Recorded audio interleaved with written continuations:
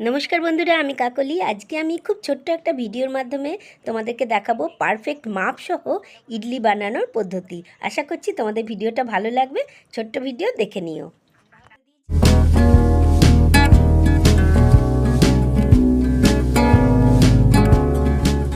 এই যে চাল ডাল মানে বিউলির ডাল চাল, এটা ভিজানো ছিল সারা রাত, তারপরে ধুয়ে এখন এটা বাটা চলছে।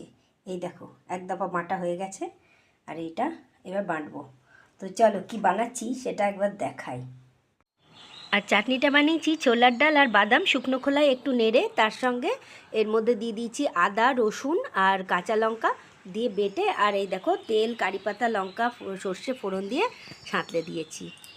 এই দেখো ব্যাটারটা কীরকম ফুলেছে, দেখে বুঝতে পারছো? দারুণ ফার্মেন্টেশন হয়েছে। এটার মধ্যে একটু নুন দেবো আর জল দেবো, দিয়ে ফেটিয়ে নেবো। আর এই দেখো ইডলি স্ট্যান্ডগুলোতে একটু করে তেল দিয়ে দিয়েছি। আজকে বানাবো ইডলি রাতের খাবার। দিয়ে দিচ্ছি দেখো নুন দিয়ে দিলাম, আর একটু জল দেবো, মানে এতটা ঘন রাখবো না, সেই কারণে অল্প জল দিয়ে এটাকে একটু ঘেটে নেব। তেলটা ব্রাশ করে নিচ্ছি সবগুলোতেই একটু করে।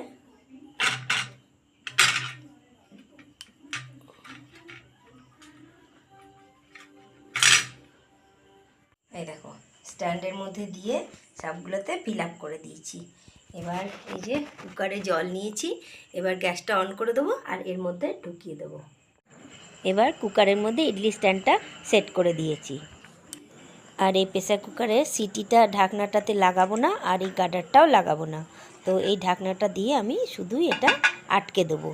তো এখানে তোমাদের এমনি রাখা দেখিয়েছি, দেখো কুকার থেকে বার করে নিয়েছি, দেখেছো কেমন সুন্দর ফুলে পেঁপে ফেটে গেছে। আমি কিন্তু খাবার সোডা ফোডা কিছুই দিইনি, তোমরা দেখতেই পেলে।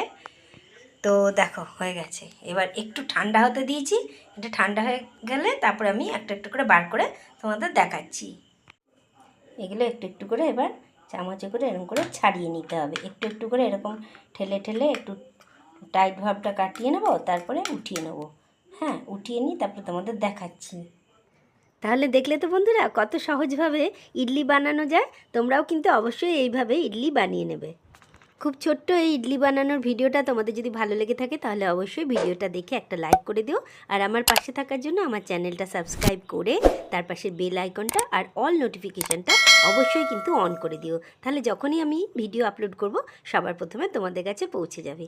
দেখো কত সুন্দর ফ্লপি ইডলি তৈরি হয়েছে। ফার্মেন্টেশনটা খুব সুন্দর হয়েছিল, সেই কারণেই কিন্তু ইডলিটা এত সুন্দর হালকা ফুরফুরা হয়েছে। ব্যাস গরম গরম ইডলি নিয়ে রাত্রিরে খেতে বসে গেলাম। কেমন হয়েছে আজকের ভিডিও অবশ্যই কমেন্ট করে জানিও। আজ তবে আসি, আবার দেখা হবে নতুন ভিডিওতে।